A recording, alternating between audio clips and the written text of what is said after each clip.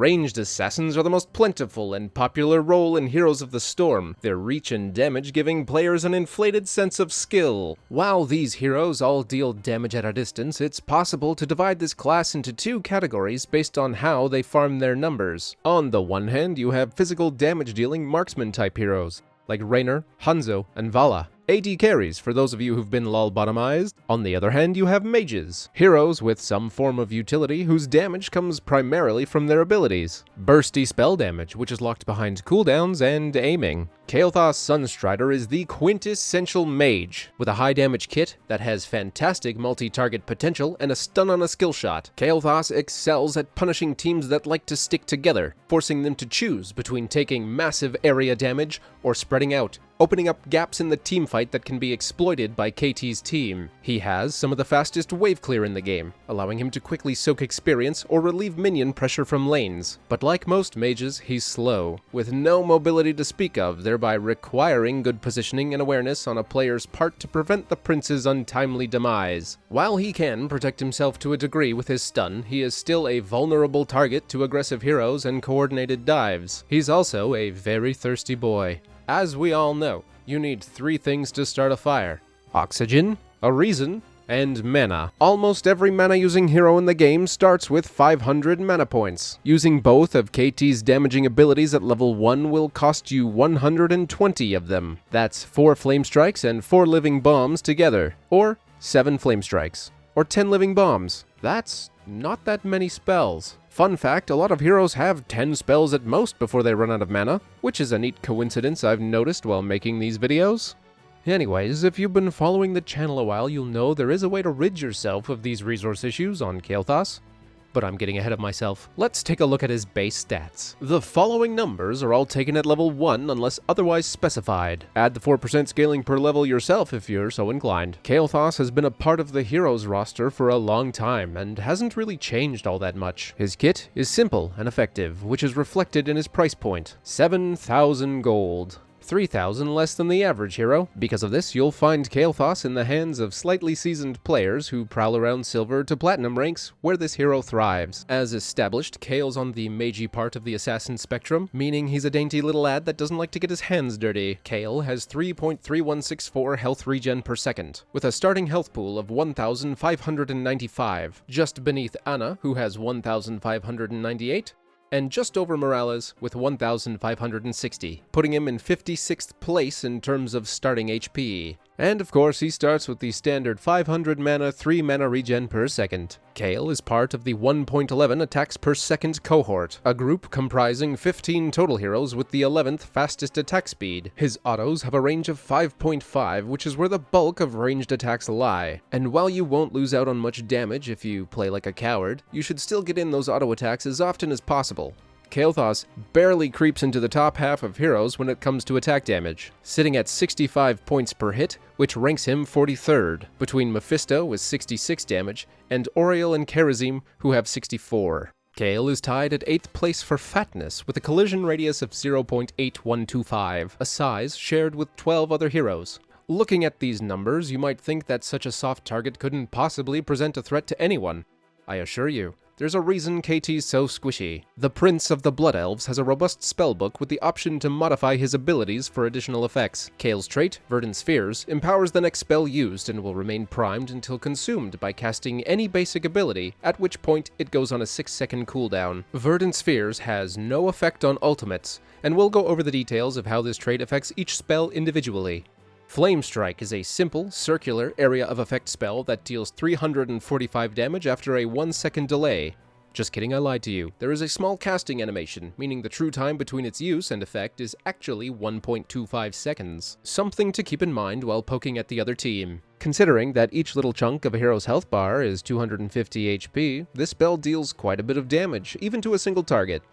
We'll talk about you later. Flame Strike costs a whopping 70 mana, making it expensive to spam, and has a 7-second cooldown, so the temptation is always there. This spell has a base radius of 2, whatever that means, which is increased to 3 when empowered by Verdant Spheres. KT's trait does not directly increase the damage of Flame Strike, only the area it covers, making it easier to hit more things, as well as hitting targets that are slightly out of the spell's usual range of 10. With proper positioning and aim, it's possible to get nearly or the same value from an unempowered Flame Strike as you would a big one, freeing up Verdant Spheres to be used for Kael's other spells. Flame Strike's range is nearly double the distance of Kael's auto attacks, allowing him to play safely in the back of a team fight, throwing out fire on targets of opportunity. This reach also allows KT to engage the enemy backline, or even punish retreating opponents. Flame Strike is also fantastic wave clear, especially when used in combination with Living Bomb, Kael'thas' most reliable damage-dealing ability. This spell has the same range as KT's auto attacks. For 50 mana and a 10-second cooldown, this point-and-click ability sets a target on fire,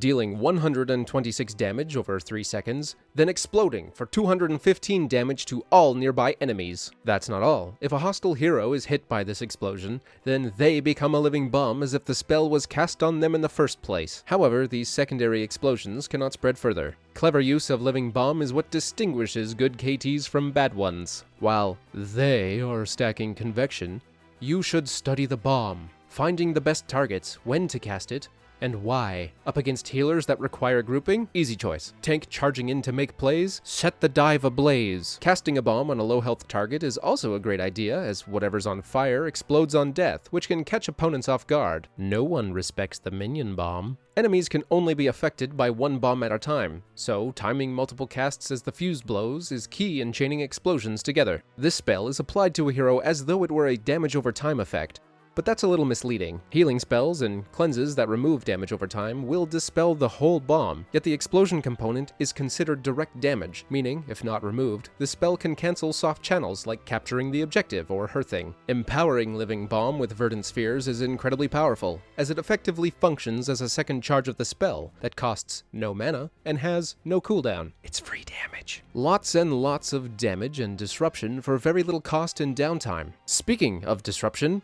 Gravity Lapse is that skill shot stun I mentioned earlier that costs 90 mana, but don't worry about that, and has a 12-second cooldown. It's a very straightforward spell that launches a projectile in a line, stunning the first target it hits for 1 second. Minions, mercenaries, summons, anything that isn't a building, so pay attention to what's in your way. Gravity Lapse can be used offensively and defensively, to peel aggressive heroes or follow up on the tank's engage. The stun moves fairly quickly, but it's still avoidable.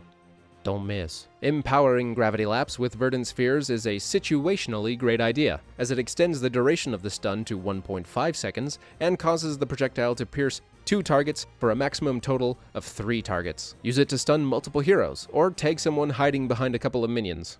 Every single one of Kael's basic abilities hits or can be made to hit multiple targets, and his ultimates are no different. Pyroblast is an 80 mana 100-second cooldown fire and forget spell, which conjures a burning orb that slowly chases its target for dramatic effect, dealing 810 damage on contact and half that to enemies caught in the explosion. Now, you might think it's a great idea to fire off Pyroblast at the end of a trade in the attempt to secure a kill. That's fine, you're allowed, it works. But consider Pyro Opener. You see, this spell is telegraphed to hell. With a long cast time and a lazy projectile, by using Pyro early, you can avoid interruption and immediately pressure a target, forcing out defensive abilities or pushing them back. While it's not as exciting as chunking a tank or one-shotting Glass Cannon Leeming, Pyroblast can zone out a problematic hero, turning an even fight into an advantaged one, if only for a few seconds. The Fireball is unrelenting, only failing in its mission if the target dies, is removed from the battlefield,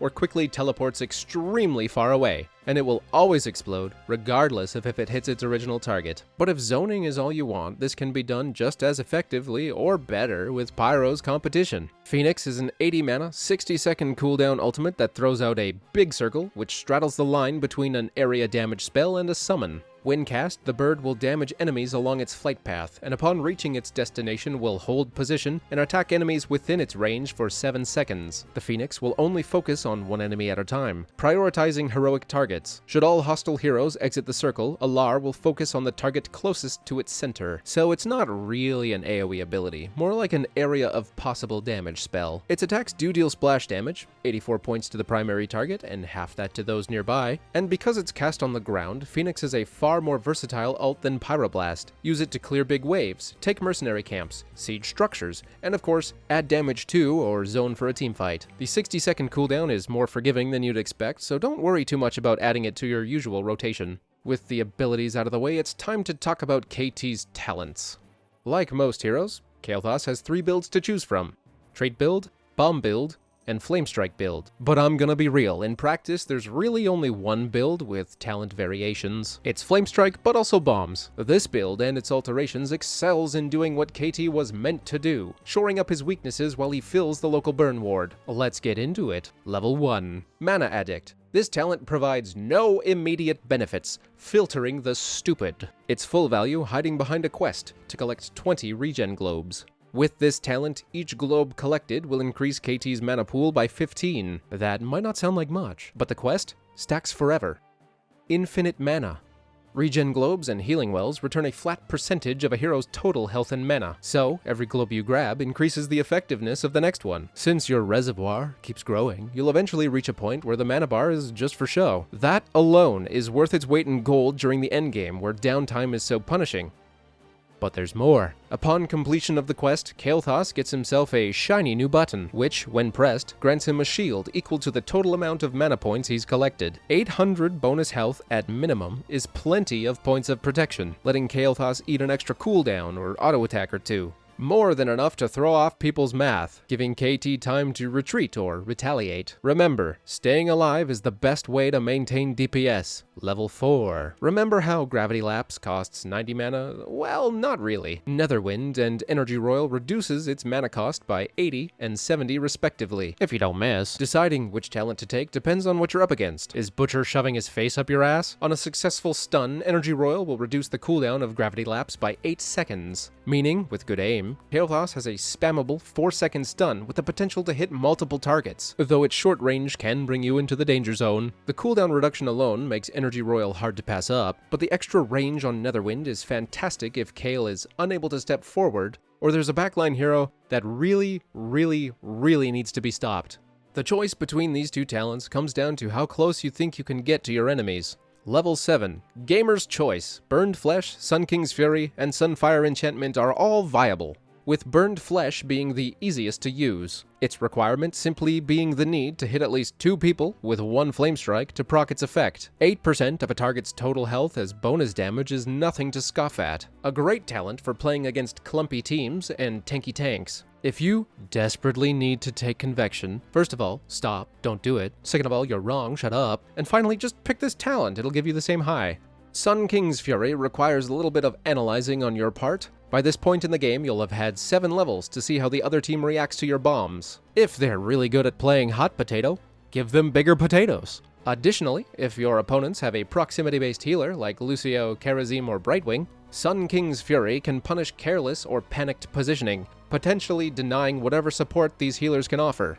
Sunfire Enchantment is slightly more involved than the other 2 talents. The need to hit 2 consecutive auto attacks on heroes can be tricky and dangerous, and it adds setup time to Kael's rotations. Still, the spell power lasts 10 seconds, which is plenty of time to get damage on, and 15% more boom can take a good KT over the edge. Sunfire is an especially good choice if you know for damn sure you're going Pyroblast. Level 13. Mages want to cast as many spells as possible. There's just one problem. Spells have cooldowns. Annoying, right? This caps a spellcaster's DPS as there's only so many spells you can throw out in a specific time frame. Pyromaniac increases Kael's damage potential by reducing basic ability cooldowns by half a second for each tick of living bomb's fuse. Bombs tick 3 times, so a single one will grant 1.5 seconds of cooldown reduction. But you have more than one, and they spread. Every living bomb reduces cooldowns, every single one. With this talent, fights can get pretty silly depending on how many things are on fire. Bonus tip, make sure to cast Flamestrike first so that it receives the maximum possible cooldown reduction. Pyromaniac provides Kael'thas so much value you'll find it hard to take anything else at level 13, especially when combined with Ignite at level 16. This talent makes Flamestrike apply a bomb to any heroic target it hits, giving Kael a third way to set people on fire. While only 1 bomb is applied per Flamestrike,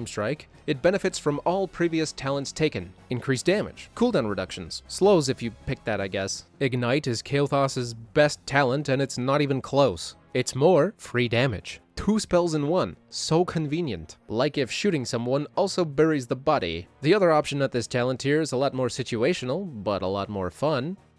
when it works. Fury of the Sunwell is another BOGO talent, but instead of spicy flame strikes, you get extra servings. A free flame strike, exploding 1.5 seconds after the first one in the same location. The free cast carries the effect of verdant spheres if empowered, and gets all the bonuses from previous talents. Meaning, if 2 or more heroes are for some reason standing still for almost 3 seconds, they will be reduced to atoms. This talent is great when you're on a team with lockdown, guaranteeing both casts will hit their target. And finally, level 20.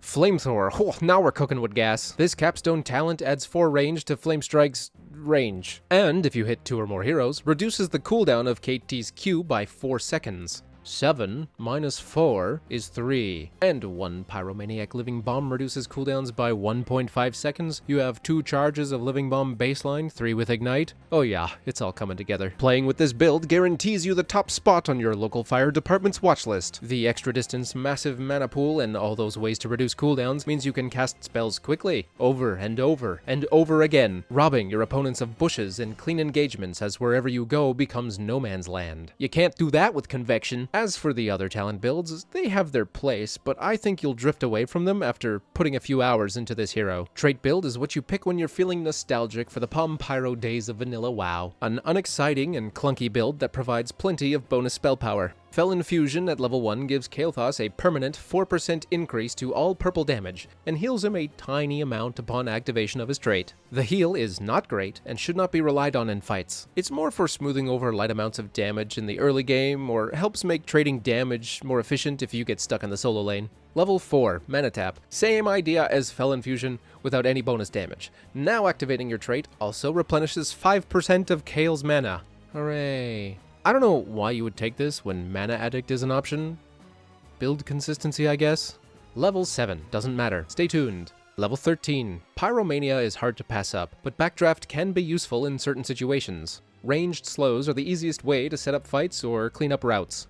Twin Spheres is what you take at level 16, because you're stubbornly building trait and no amount of reason can change your mind. Picking this will grant you every level 7 talent and a second charge of Verdant Spheres. That's nice, I guess.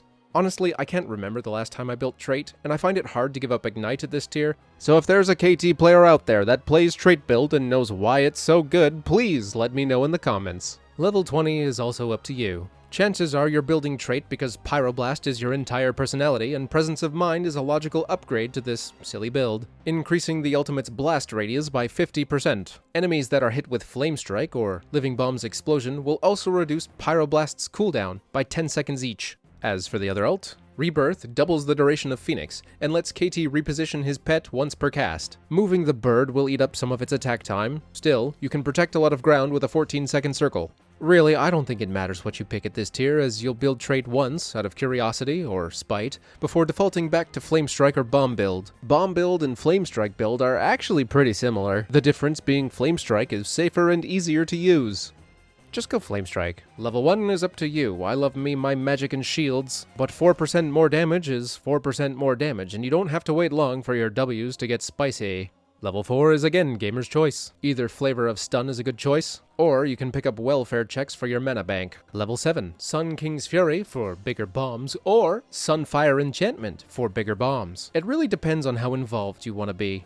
13, again, up to you. How nice. All are great for bomb builds. Pyromaniac is always good, Backdraft can help your team catch people or start fights, and Fission Bomb makes it easier for bombs to spread, increasing the explosion radius by 20%. Useful if enemies are moving just barely far enough to dodge the kaboom. Level 16, Ignite. Obviously, you build into bombs to maximize bombs, so getting another option to make bombs will give you more bombs. I'm definitely on a list now. Bombs, bombs, bombs! And finally, Flamethrower again, heh. What do you mean not Master of Flames? Look, it has the Living Bomb icon. Surely that means it's the best option for Living Bomb build. Bombs spread forever? How is that not broken? I have just one question for you. Do you think people are stupid? But seriously, do you think that after being set on fire consistently over the course of an entire game, the enemy team won't figure out how to stop spreading the bombs? They do learn. Pain is a great teacher. It's probably fine in ARAM where there's less space, or maybe you can catch people by surprise once or twice, since nobody expects the secondary explosions to spread. I don't know, try it yourself, make your own choices. All I'm saying is if you want to get good at setting folks on fire, your best bet is to get the timing down on those fuses and reignite someone who just blew up. Alright, It's time to talk about Convection. This level 1 talent increases Flamestrike's damage by 5 for each enemy hero hit, up to a maximum of 100. Upon completion of the quest, an additional 100 damage is added onto KT's Q, and dying will no longer reset quest progress. That's right, it's possible to lose it all. Picking Convection paints a huge target on your head. The 200 extra damage can be quite nice. Combining it with Burned Flesh, Ignite, or Fury of the Sunwell can turn a single Flamestrike into a devastating damage ability. As long as you don't miss and have the mana for it. I don't think I can press home exactly how expensive these spells are. If you're also reducing cooldowns with Pyromaniac and Flamethrower, it won't be long before you're holding your team back from a game-ending push, all because you ran out of gas. You cannot afford to waste time so late in a match. You know, if you're playing the game to win. And speaking of wasting time, you won't actually be playing the game when you take Convection. You'll be hiding in the shadows, waiting for your opportunity to step forward and throw out a big fucking circle before slinking away like a little rat, hoarding whatever stacks you've gained and wasting your healing fountain because you're out of mana. Time and energy that could have been spent stunning people and setting them on fire. It's so funny watching KTs play like scared little bitches until they hit like 17 or 18 stacks, and then grabbing them when they step forward to finish their quest. Happens so much. KT steps forward to throw out his Q, misses, steps back, you count to 7, he comes forward again and got him. My prince deserves better than you! Here's a handful of heroes KT works well with and a few that give him some trouble. As a squishy backline fighter, KT loves having tanks on his team, especially ones that can lock down multiple targets or group them together. ETC with his piercing stun and Mosh combos extremely well with all of KT's kit, as does Joanna, who I think is the best tank for Kael'thas. She makes it really easy to spread bombs. Garrosh is also a great choice as Gravity Lapse can follow up on his throws for an easy 1-2 punch that deletes many heroes.